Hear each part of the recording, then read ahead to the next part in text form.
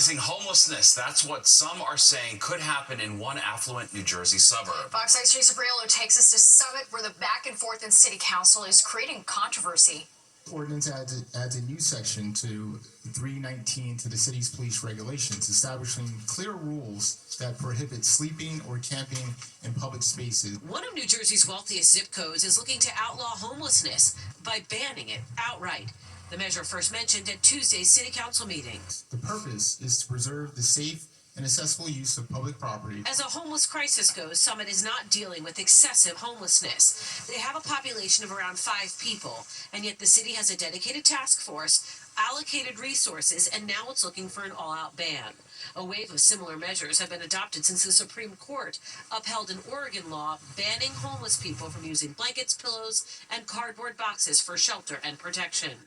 Richard Unique is the president of Bridges Outreach. If you make it illegal for someone to fall asleep on a bench, that doesn't actually do anything to resolve their homelessness. The only way to solve homelessness is with a home. So when you criminalize homelessness, you make it harder for that work to happen. The ordinance, if it's passed, would fine any person camping, sleeping, or storing belongings in public spaces up to $2,000. They could also spend 90 days in jail. Homelessness is on the rise in New Jersey. We saw that from the 2024 point in time count that showed a 24% increase year over year. Right now, we're seeing increases across the state in unsheltered homelessness. We're seeing rising rents. We're seeing rising evictions. We're also seeing one of the most interesting things is one of the newest trends is single moms experiencing homelessness at greater rates than we've seen before. It remains to be seen if this issue is going to go anywhere. It's back on the city council's calendar, April 22nd. In Summit, New Jersey, Teresa Priolo, Fox 5 News. People in Middle Village, Queens are speaking out against plans to build a lithium-ion battery storage facility in their neighborhood. The proposed site for the facility is off of 69th Place, directly across the street from a school in a residential area. People who live in the neighborhood say no community boards, civic associations, or the residents themselves were aware of the plans. They say putting a lithium-ion battery storage facility here is dangerous, and they fear the potential for chemical fires. In Middle Village, for decades, lived under peace, security, and prosperity. But this toxic dump that would turn into the Chernobyl of Middle Village and Northern Queens cannot be allowed. I can't understand how anybody would want, say, their children to be right across the facility that, God forbid, if something goes up in flames, 5 days to get that fire out, besides the toxics that they're going to be breathing. Company behind the proposed facility says its battery storage systems are safe and that every step of its project is approved by the FDNY first. Well, with Passover approaching, the NYPD laying out its plan to keep Jewish New Yorkers safe for the holiday. Commissioner Tisch says there will be increased patrols around synagogues and in Jewish communities. She also says the Intelligence and Counterterrorism Bureau will be working around the clock to monitor any potential threats. Tisch, who is just the second Jewish commissioner in the department's history, says New Yorkers of all religions deserve the freedom to worship safely. One should feel afraid to worship. No parent should fear bringing their child to a Seder. No community should feel like a target. And let me be absolutely clear. While we will always uphold the First Amendment and protect lawful protest, we will not tolerate criminal behavior or intimidation. Passover begins at sundown on Saturday, April 12th. Hollywood mourning the death of legendary actor Val Kilmer. He's being remembered for his iconic roles in many blockbuster films, including Top Gun, The Doors, and Batman Forever, and for his ability to immerse himself into his characters. Kilmer's daughter says that her father passed away from pneumonia in Los Angeles. He was 65 years old. Well, the Supreme Court has sided with the FDA in its dispute over sweet-flavored vaping products. The High Court ruled the FDA did not violate federal law when it denied a vape company's application to sell e-juices. Agencies cracking down on these products after a surge in teen electronic cigarette use, but maintains it has not banned flavored products. Well, a massive wave of job cuts are currently underway at health agencies across the nation, and that includes many at the World Trade Center Health Program, which treats 9/11 first responders and survivors. Fox 5's Kendall Green has more on the layoffs and the reaction they're receiving from 9/11 families. By eliminating the health program, people will die. It's heartbreaking, but I lose 2 clients every day to 9/11 illnesses. Attorney Michael Barish has over 40,000 clients he represents in the World Trade Center Health Program. He calls these cuts a broken promise made to Americans by the federal government. This is a breach of that promise, and it's heartbreaking, and PTSD is skyrocketing right now in the 9/11 community. He and advocates share victims who benefit from the health program, including first responders and civilians alike who need treatment and medication and early diagnosis for 9/11 related illnesses. They're in trouble. They believe it's almost certain doctors won't be afforded the opportunity to help fight the impact of toxins spread at ground zero during 9/11. If you're a first responder or a civilian who lived or worked in Lower Manhattan after 9/11 and you have cancer and you call up for an appointment, there's no one there to answer the calls. There's no doctors to treat you. The World Trade Center Health Program, since its establishment in 2011, has connected 69 different cancers to 9/11 toxins. Now that more than 870 positions have been cut, including Dr. John Howard, the head of NIOSH, resources for victims those jobs came with are in danger of going away. Reckless, inhumane, lack of empathy. John Phil is a 9/11 first responder. This will be detrimental. And on a scale from 1 to 10, this doesn't even register. We've had 1 to 10 issues before. This is 1,000. Phil advocates for victims who benefit from the World Trade Center Health Program, calling this a blow to New Yorkers beyond belief, since more people have died from illnesses than the initial attack. If you are a 9/11 responder right now going into the program with cancer, the World Trade Center Health Program doctor who sees you cannot call a doctor at NIOSH to get your cancer certified. Now, we've reached out to the CDC and the Department of Health and Human Services to see their approach to mitigating the effects of these cuts, and so far, we haven't heard back. That's latest in the newsroom. Kendall Green, Fox 5 News. Well, the clock is ticking for the future of TikTok here in the U.S. Look at a last-minute bid from Amazon, save the popular platform. Plus, love and marriage and dementia. Could your risk of developing the disease be linked to your marital status? Now, don't unconsciously uncouple just yet, I should say. Trying to channel our inner Oh my God, Gwyneth. you got me so confused, Yes, Steve. me too. We'll explain coming up. I promise we'll do better.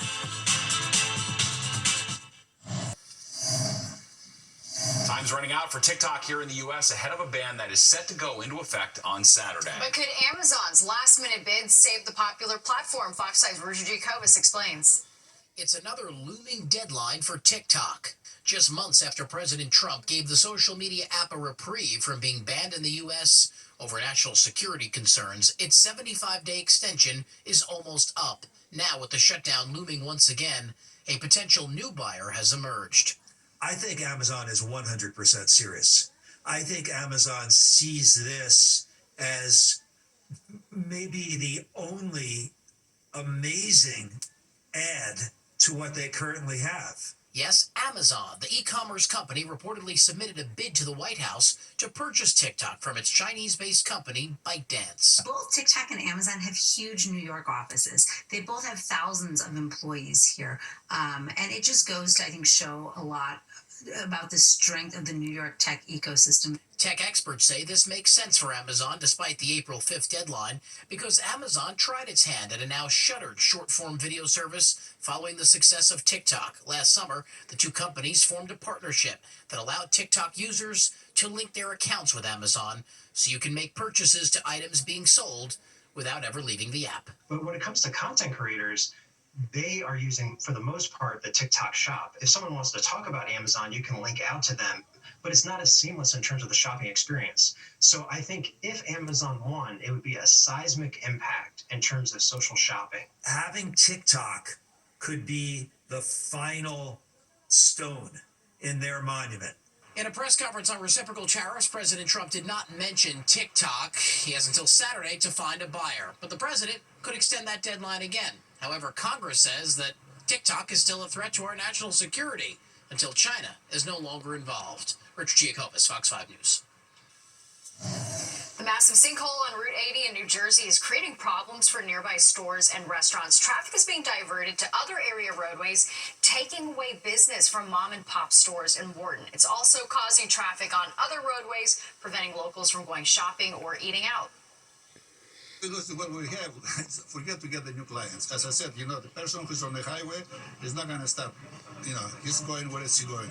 Because if it takes him like half an hour to go where he goes, now it takes him 2-3 hours. He's not going to stop for coffee or have breakfast. You got two issues here. One, Governor Murphy there says the Small Business Administration can help with low interest loans.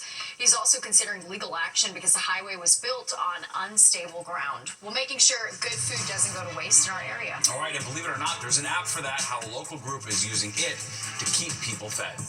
And the mayor's corruption case dismissed. Now the focus turns to the election. Linda Schmidt is standing by live to break it all down for us. The 10 o'clock news. Our big local story tonight, the corruption charges against Mayor Eric Adams dismissed, and they cannot be refiled. And the judge's decision comes just hours before the deadline to enter the Democratic mayoral primary. And so far, the mayor has yet to participate in any of the forums with his Democratic rivals, but that could soon change tomorrow. Fox 6's Linda Schmidt is live in the newsroom with the latest. Hi, Linda. Hi to both of you, first of all. And now, without the distraction of the federal corruption charges, Mayor Adams can devote more time to campaigning, but you have to look at this honestly here. This is the 11th hour. There is less than 3 months until the primary, June 24. I don't know who you think I'm under the finger of, but I'm on the finger of Eric Adams, the mayor of the city of New York, and going to continue to do so. Thank you. God bless you. Mayor Adams appearing to do some campaigning at the kickoff of the National Action Network's annual convention hosted by its founder, Reverend Al Sharpton. He has a lot of catching up to do. The logistical challenges at this point are enormous. The mayor has not been raising money, has not started an ad campaign, and has not participated in joint appearances with the other mayoral candidates. David Birdsell is a political analyst. He does have the ability now to go out and tap his old resources, but a number of people have moved on, have endorsed Andrew Cuomo. Many other candidates who are vying for attention will have to really start competing with him even more if he is indeed on the campaign trail now. Ben Max is a political analyst with New York Law School. He says the race is about to heat up fast, starting next month. We'll get into the televised debates in May and June, and we are going to see a flood of advertising both for and against candidates, and voters will really start to pay attention, and that's where you'll see some of these polling numbers likely shift considerably. Meanwhile, Birdsell expects Cuomo to avoid the candidates on the left wing of the Democratic Party to maintain his lead in the polls. He doesn't necessarily want to give a lot of oxygen to lesser-known candidates, so it could be an effort just to basically stonewall the opposition until you can win a primary by default because your opponents have name recognition that is far, far below your own. And by the way, coming up tomorrow, Cuomo, the mayor, and all the mayoral candidates are going to be appearing at a forum hosted by the National Action Network, where Reverend Al Sharpton will be asking each of them a question or two, maybe 3. But to be clear here, this is not a debate. It's like a conversation between Sharpton and the candidates. By the way, journalists will not be allowed to ask questions. Natasha, back upstairs to you. All right, Linda, thank you so much. And we're going to be following the mayor's race closely, and so can you with our new weekly show, Politics Unusual. Every week, Fox 5's political reporters will break down the week's biggest local political headlines and national news that impacts us here at home. You can watch it this Friday at 6:30 on Fox 5 and Fox Local. The episode will also re-air on My 9 and Fox Local on Friday night at 8:30 and Sunday afternoons at 3:30. Well, the New Jersey Health Department is alerting residents of potential measles exposure. A person visited the state while infectious between March 25th and 27th. Some impacted locations include Newark Airport, Sean O'Casey's Irish Pub, and Bergen Newbridge Medical Center. Due to the ongoing spread of measles, the New York State Health Department is urging people to make sure that they are fully vaccinated before traveling. The MTA's famed subway map is getting a makeover. Today, the agency unveiled the newest version of the transit map that will be much easier to read and also reflect all the new enhancements made to the subway system over the years. It's the first time the map has been redesigned since 1979. You can look for them on trains and at stations in the coming weeks. It appears former Knicks and Syracuse star Carmelo Anthony is heading to the Hall of Fame. A report says the 10-time All-Star has been notified. He will be part of the class of 2025. Anthony was one of 17 finalists announced in February. Melo was drafted by the Denver Nuggets in 2003 and later traded to the Knicks in 2011. Well, a local nonprofit is getting creative to make sure leftover food is used to fight hunger and not end up in landfills. All right, Fox 5's Jody Goldberg shows us how a food rescue organization is using an app to keep people fed. Look at all this. Oh my goodness. Amazing. Volunteers with the nonprofit Food Rescue US stop by the Culinary Studio in Huntington on a regular basis. Whatever we make here is for them too. They pack up or rescue perfectly good food for people in need and then personally deliver it to a shelter or pantry. We work with 5 Paneras on Long Island. We work with Wegmans. We work with local farms. The mission is simple, fighting hunger and keeping food out of landfills. Within 30 minutes, we're dropping that food off to an agency. Posts pop up on the Food Rescue app when there's food available for pickup, and volunteers offer to transport it from the store or restaurant to the agency in need. I hope we've got some room here. We have a set weekly schedule with our donors to pick up on certain days. And if you are available to do that rescue, you can click, I'll do it. And that means you have claimed the rescue. About 250,000 Long Islanders suffer from food insecurity, according to Feeding America, and that number includes 79,000 children. And here in the United States, 30 to 40% of food is wasted and ends up in landfills. We do everything we can because there's so many people who need food. This delivery was dropped off at the Community Food Council that feeds 300 families a week. While the majority of donations here come from food banks, organizers say they're in need of more donors, and there's nothing like a little extra. This is a little heavy. To round out their offerings. It's very rewarding. And when you see the look on somebody's face when you give them food and they didn't know they were going to have, it's really heartwarming. Food means security for this man who knows with it he can feed his daughter. It helps me and my 9-year-old, so it's definitely a blessing for a lot of people in this community. You guys have a blessed day. Feeding the souls of the community and filling everyone's heart with a little love.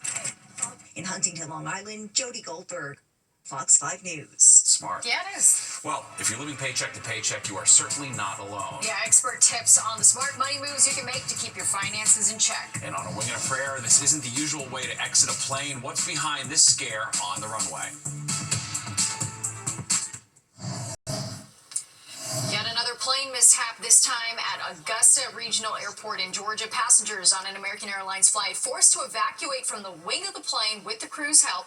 It happened after haze was noticed in the cabin just after it landed. Luckily, no fire or injuries were reported. American Airlines believes it was a maintenance issue. Jumping right off the wing. That's a pretty wild video. It is. Many people are living paycheck to paycheck in today's economy. The increased cost of living and changes in political policies have many worried about their finances, struggling to make their budget work. In this week's episode of Street Soldiers, Lisa Evers finds out from a panel of experts the best possible ways to make a plan and avoid financial stress. It's hard to avoid money issues. The reminders are everywhere, from sticker shock on daily staples to uncertainty about the economy and job security. But there are actions you can take to improve your bottom line and your money mindset. The financial picture can be confusing. Wall Street paid out record high bonuses, $47.5 billion in 2024. But some experts say the 2-year bull run of growing stock profits may slow down in 2025 due to politics and policy changes. Wells Fargo Advisors Senior Vice President Mark C. Smith says it's the best of times for some, challenging times for many. You're seeing folks that are on the upper echelon of wealth in this country doing very well. You're seeing the stock market near all-time highs, albeit we had a recent small correction. And you're also seeing low unemployment rate, and inflation is slowly starting to get in check, which is where the Fed's always targeting. So you're seeing a very rosy picture. But I think that on Main Street, you're seeing folks struggle to pay for food, energy, the cost of goods that have skyrocketed. On top of rising prices for key necessities like food and utilities, many companies and industries are changing their operations and laying off workers as AI and other tech advances revamp production methods. AI is not going away, so learning and skills building now needs to be ongoing, says CNET Money editor Daisha Milden. Think about if AI can do it, but how can you do it better? It's not always about speed, but it's also about accuracy. It's about trustworthiness and credibility. And those are things that when compared to a robot, I don't think that there's much of a comparison there for me. Money stress can get more intense during times of financial uncertainty, but you have more control than you realize if you're in touch with your emotions, says financial therapist and author Lindsay Bryan Podvin. And I think it's important for people to know that we make most of our financial decisions not based on a perfect budget or based on projections. We make 80% of our financial decisions based on how we feel. We have an amazing panel breaking this all down for us on the next episode of Street Soldiers. I hope you'll join us late Friday night after the news. I'm Lisa Evers, Fox 5 News. So from your wallet to your health, research from Columbia shows 1 in 10 older Americans have dementia. But could staying single decrease your chances of developing the disease? What you need to know before you run to divorce court. Plus, the pup who captured our hearts reunited with the officer who saved her life when she ended up in the East River. All right, listen up, all you older single ladies and gentlemen. Could not having a ring on your finger have an added brain health bonus? Fox 5's Kendall Green takes a closer look at the research suggesting married couples have a higher risk of developing dementia. There's a ton of value in finding love that lasts forever. It's about going through life and experiencing things together with another person as opposed to doing it alone. It's about having a best friend. But new research published in Alzheimer's and Dementia revealed unmarried older adults have a lower risk for dementia compared to married couples. For 18 years, researchers studied more than 24,000 adults with the average age of 71 years old. Some married, divorced, widowed, others never married. They concluded those widowed, divorced, or never married had lower dementia risks by about 50%. So why is that? I would have to look at the study to understand it better. And I'm not sure how that makes sense, but it sounds interesting. Psychology professor Dr. Nava Silton making more sense of the study, saying marriage takes work, and that work can be stressful. I think married people might have additional financial strain. They might have marital strain. And those types of things can be problematic. She says social relationships are so important to cognitive health, and married couples tend to have fewer social networks, while singles, on the other hand, singles might have more varied social networks. They might pursue unique experiences. They might take better care of their health. Now, the study in no way equated marriage with dementia. In fact, it noted that people who are married are more likely to discover its symptoms through their partner. But happiness within a marriage, that's the key factor here. Happiness is incredibly important for both physical and psychological health. And so doing what you need to maintain a healthy sense of self and feeling satisfied in life is really important. So the right partner can mean you live longer, while maintaining a good portion of one's own social networks can contribute to striking a stronger, healthier balance, Silton says. Kendall Green, Fox 5 News. Guess I'm in luck. There you go. You gotta live forever, Queen. Love it. All right, let's go to Nick now for a look at the forecast. We're doomed. Yes. We're doomed. You two are doomed. Yeah, all right. That's okay. We'll be happily doomed. That's right. Yeah, Well said. All right, so it's cold out right now, but we do have a warm-up on the way, right? We do. Tomorrow is going to be jumping temperatures into the 70s in parts of the area, so that's something to look forward to. But Great. Thanks, All right, Nick. thanks, Nick. Well, there's a different kind of Bronx tale making headlines. And this one has to do with the building credited as birthplace of hip-hop and a sidewalk shed fight. The building credited as the birthplace of hip-hop isn't home to a rap battle, but a real fight. And it's all over a mural on a sidewalk shed. Fox 5's Richard Jacobus is in the Bronx to break it all down for us. 1520 Sedgwick Avenue in the Bronx, best known for where hip-hop got its start. It's not a rap battle currently stirring up controversy at this building. It's this piece of scaffolding adorned with giant colorful graffiti. The New York City Department of Buildings says it's issued 2 code violations, claiming the development group put up signage that is prohibited. A DOB spokesperson points to this URL on the sidewalk shed that reads the birthplace of hip-hop.nyc, which directs people to a website where memorabilia is sold. One piece of memorabilia is a $250 poster that commemorates the birth of hip-hop. That is considered commercial advertising, according to the city, which violates code. We're not going to back down from it. We're not going to stop.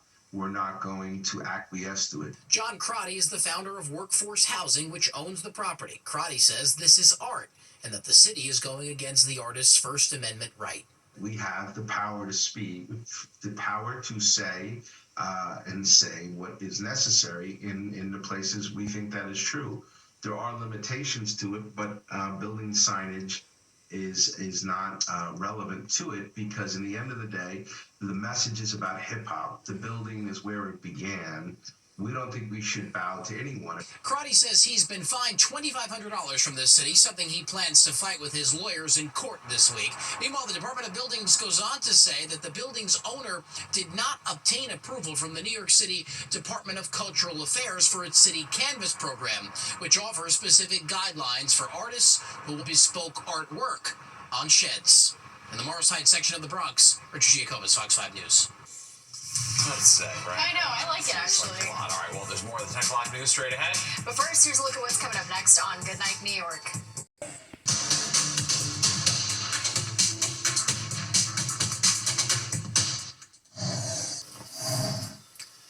A dog rescued from the East River over the weekend reunites with the 3 NYPD officers who saved her. The officers got a 911 call about a dog in the water near the South Street Seaport Sunday. Thankfully, they were able to pull her up just in the nick of time. They say the little white dog was exhausted, the water was cold, and she might not have lasted much longer. Of our main missions is the preservation of life, and whether that be a person or a small furry friend, it's very rewarding to be able to help someone. Amen. All right, the dog's been in the care of Animal Care Centers of NYC while waiting for her owner to come forward. Oh, thank God for that, for them. Heroes. All right, well, that does it for us tonight. If you missed any part of the 10 o'clock news, you can always catch an encore on our free streaming app, Fox Local. Where you can stream our newscasts anytime. Have a great night. We'll see you tomorrow.